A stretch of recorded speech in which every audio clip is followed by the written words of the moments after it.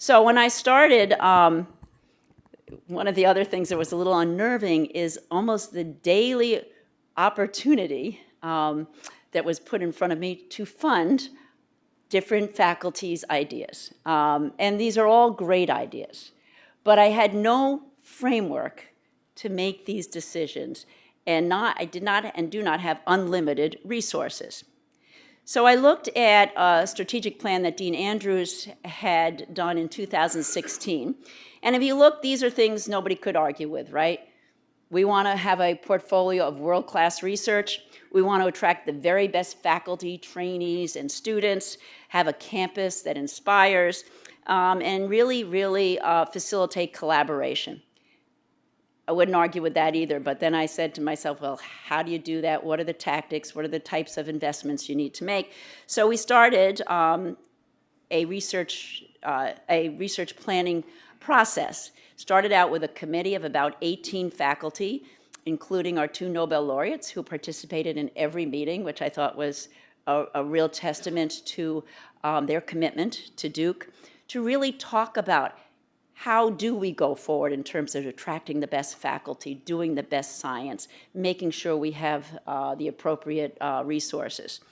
So after we had a few sessions, and they were really interesting debates, then we engaged over 100 faculty or so in different working groups and came out with a framework. So the framework starts with goals.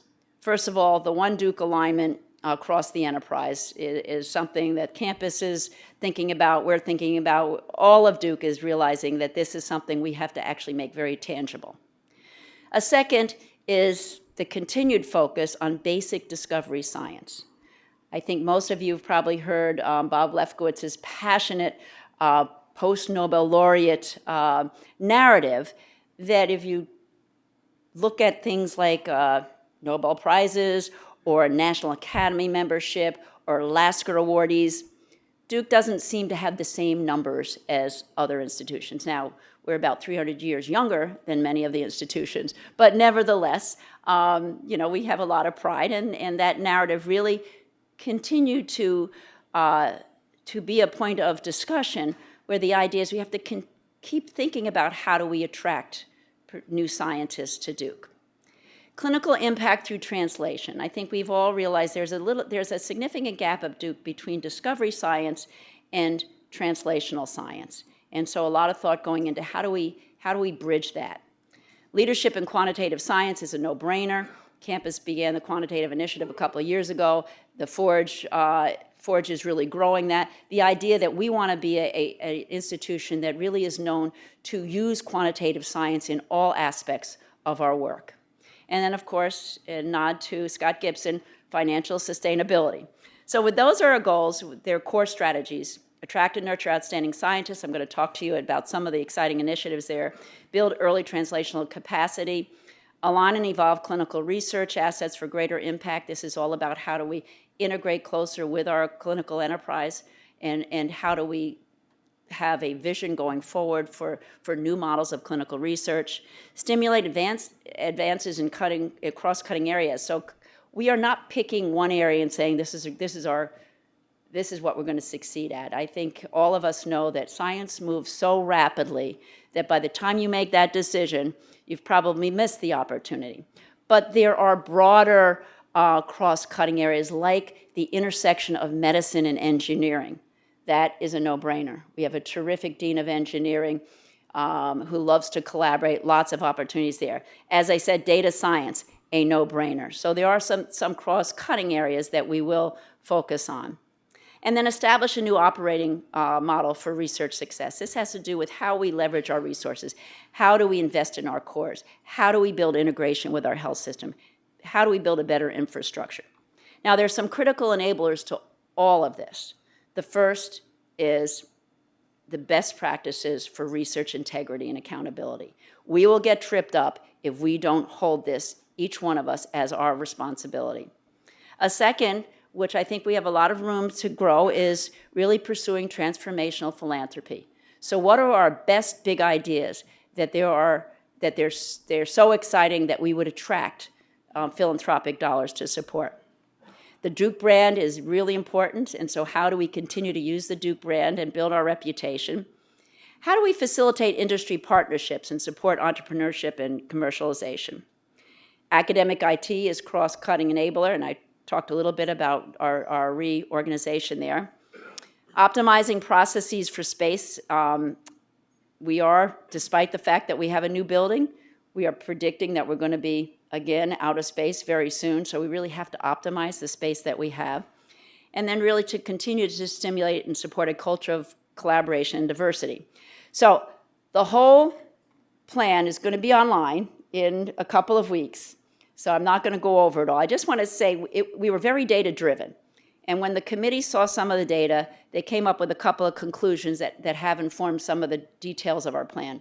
First is that our faculty that are designated as research faculty have a higher dollar per faculty than almost every other institution. So that tells you we probably have to grow our faculty, and we have to engage faculty that are not engaged in research. Just getting more water out of the same stone is probably not going to be a winning strategy. We do need to broaden our funding success, as I said, across more faculty, because we are very large now, and more value and impact. So facilitating collaboration with engineering, for instance, through MedX and other opportunities. But industry partners is something that I think we have a lot of room to build. There are some really interesting models of partnership out there that have taken hold the last couple of years. Now, certainly Baseline with Verily is a great, interesting model that we have, but I think there are many more opportunities there. And then these big ideas for transformational philanthropy. So with that, a couple of things I want to tell you. The short-term implementation priorities. This is a longer-term plan. It is a framework, by the way. It is not written in stone, because as the environment changes, it will change. But first, a little bit about the Science and Technology Initiative. This, to me, is very exciting. This is a partnership with campus. Again, that narrative about where we need to continue to invest. The Science and Technology Initiative is going to be a philanthropically driven initiative where both campus and the School of Medicine is focused on bringing to Duke the very, very best. Not necessarily in a single department or in a single area of research, but conceptually broad and best.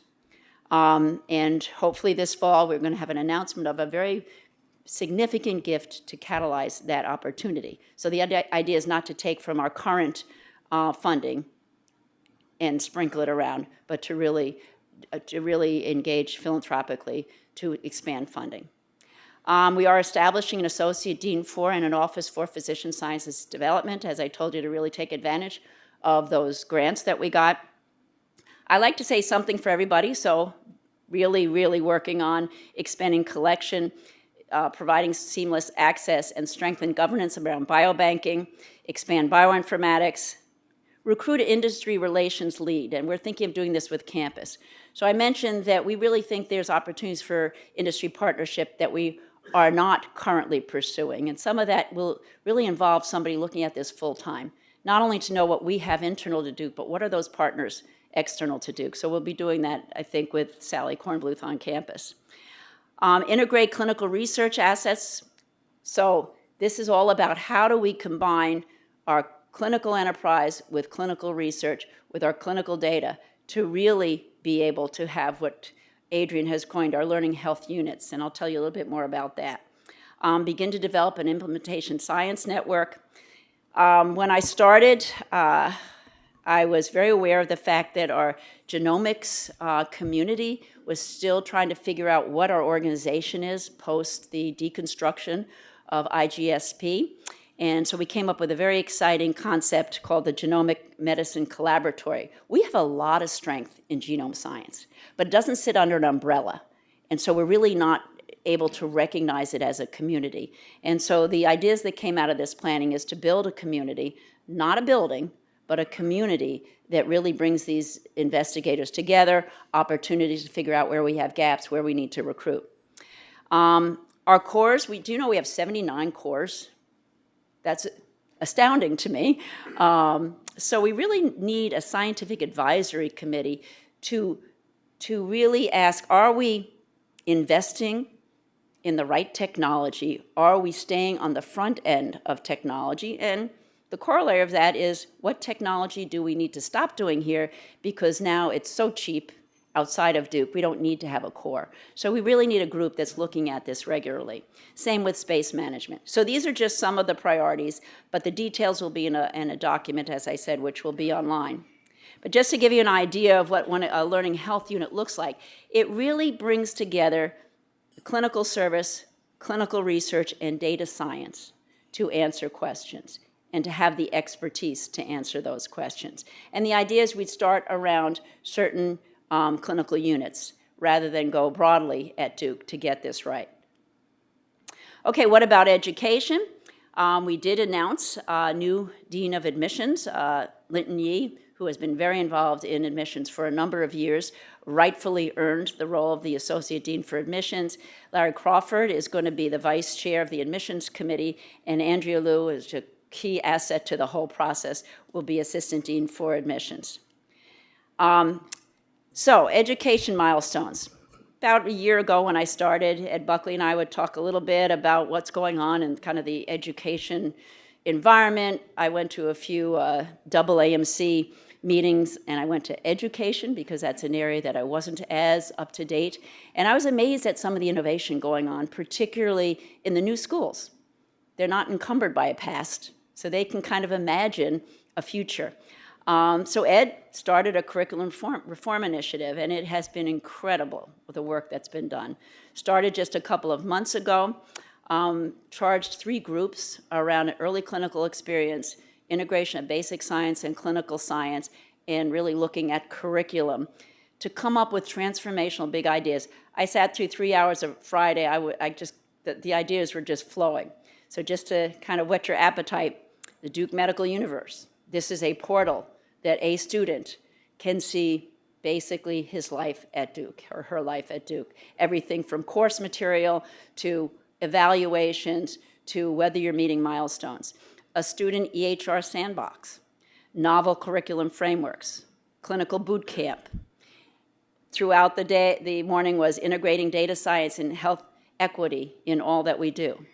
Then a concept of really having a core group of clinical educators. So these are just some of the ideas. Some of them will be easy, some of them are going to be short-term, some of them are going to be long-term, but it was thrilling to see the engagement of, I think, 60, I don't know, Colleen, 60 or 70 faculty were there.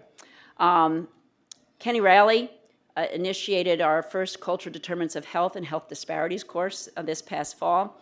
As I mentioned, Brenda is now the Associate Dean for the new Office of Student Diversity, Recruitment, and Retention, and the new leader at Duke NUS. We have 2 new assistant deans. Both Allison and Nancy are charged with really improving the environment for learning, particularly the clinical environment for learning, and they've come up with some great ideas as well.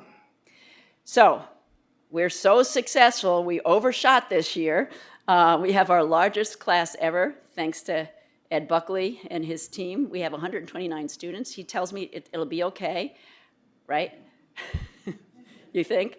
Look at that, 75 women and 54 men. The country as a whole has actually switched to majority women going into medicine, but it's quite striking this year at Duke. 28% underrepresented minority students, very proud of that. Broad representation from states and undergraduate institutions.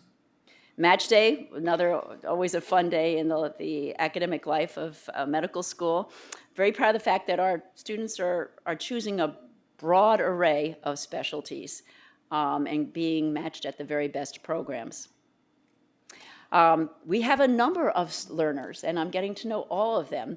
So very proud of our PA program. It continues to be the #1 program in the country. Jackie Barnett was announced as the new program director a couple of months ago. But what we're most proud of is the percentage of underrepresented or economically disadvantaged students that enter our program. This is quite extraordinary. Masters of Biomedical Sciences, this is in its 3rd year, and this is an amazing success. Students come to this program probably with academic histories that aren't competitive to really allow them to pursue their dream. and they take 2 years of very well thought out classes and training, and they are knocking it out of the ballpark. It's amazing. 90% have been accepted to health professions related schools, many of them medical schools. So I would claim total success, but I didn't start this, so congratulations to the leadership. The PT program is celebrating its 75th year, also at the opening of the PT building, which is a really nursing, PT, orthopedic surgery building. Amazing success rate in terms of 84% of those that are accepted early decision come to the Duke PT program. So diversity and inclusion, we continue to focus on this as a very important part of our core mission. We know that the more diverse we are, the better we are. And so we are continuing to work on it. There was a massive AAMC diversity engagement survey this spring from Judy Seidenstein and her team. Almost 4,000 faculty, staff, residents, and postdocs, 38% response rate. Although there was, we were comparing our responses to national benchmarks, and largely, if you look at the whole composite picture, it looks good. Our members of our community are feeling connection to our mission and vision, access to and encouragement in professional development, feel integral parts of the school, valued as individuals, experience civility. But if you break it down to subgroups, you don't see that. And so we have work to do. It's not surprising if you look at underrepresented subgroups, they don't necessarily feel the same. So a lot of work to do and a lot of opportunities to improve. Just a little bit about the next step. We're completing an in-depth analysis. Every leader at Duke, every department chair, every institute and center director has gotten their own data, and they're analyzing it. There's going to be a creation of a Dean's Student Advisory Council. We're working on leadership development. In fact, I'm very happy to say that Scott Page, who is the author of a book, The Diversity Bonus, I highly encourage you to read it, is coming. He's a professor of economics, I believe, at University of Michigan, is coming at the end of August and going to be giving a number of seminars. Also, a learning symposium is planned as well. A lot of implicit bias education going on across the institution. We're going to relaunch a program on uncomfortable conversations, and then the Ensuring Excellence program, which is a recruitment and retention toolkit. So lots of work there. And we do have success. Very proud of the fact that our own faculty member, Laura Svetke, received the Duke University Diversity Award, the highest level, from our president, Vince Price, this year. So thank you, Laura. So a little bit about IT and infrastructure. We did spend the first couple of months saying, how can we organize better to support all these great ideas and initiatives of our faculty? And we went through a pretty detailed process and came up with a structure I'm very excited about. We did create this new position for Vice Dean for Data Science and Information Technology, what Mike Pensina is leading. Eric Wong is head of the Data Science Accelerator, and Diane Oliver Clapsaddle is the Director of Operations for the Accelerator. We also developed leadership within DHTS that is focused on our academic mission. And that's the most important connection to really be able to have a bidirectional, effective program to support academics. Walter Kiatek, by the way, it's Kiatek, not Kiatek, is the Chief Academic Information Officer within DHTS. We're working closely with Michael Pensina. So all this is to really support our education and academic missions. I won't spend too much time on the Data Accelerator, except that this is really to develop reusable tools and to harness the latest technology to help you do really exciting work. It is hard to keep up with a field like data science and data technology, but the idea of the Accelerator is they will really be the resource that we can tap into to move a lot of our projects forward. What about new facilities? Hopefully a lot of you have had an opportunity to go over to the Chesterfield building on Main Street. It's amazing what they did with an old tobacco building. By the way, I went on a tour, and at the very top level, it was kind of like looking at a dinosaur. There was an old cigarette machine with the pull-out. It's just bizarre, but it is amazing what they've done with that beautiful space. It's also a mixture of academic space and commercialization space, engineering, medicine. So lots of great interactions can happen there. The Medical Science Research Building is coming to completion soon, to open in the fall of 2018. And there's, as I mentioned, a new building on Trent Drive that will house physical therapy program, orthopedics, and School of Nursing. Quick ending on some faculty resources to know about. Kathleen Kohling-Emmerich was named the Associate Dean for Research Mentoring. More to come from her. She is doing a deep dive on some of our programs to ask, are they as effective as they can be, and how can we improve them? Particularly the pathway to independence. Kevin Thomas started the new Advance Up program, which is a faculty development program focused on faculty from traditionally underrepresented racial and ethnic backgrounds, the first of its kind here at Duke, and we have 13 participants. And then our professional executive coaching program is growing like crazy under Sharon Hull. What about our rankings? So a little bit about U.S. News & World Report. We are number 10. I'll tell you a little bit about this year, and I don't lose too much sleep over this. They added a third category for funding called contracts. I thought, wow, DCRI, we're going to be great. Well, they meant all contracts, including the post-Sandy contracts that were given to NYU. NYU's now third, including the clinical lab contracts to service a network of 100 hospitals. Mayo Clinic is number 6.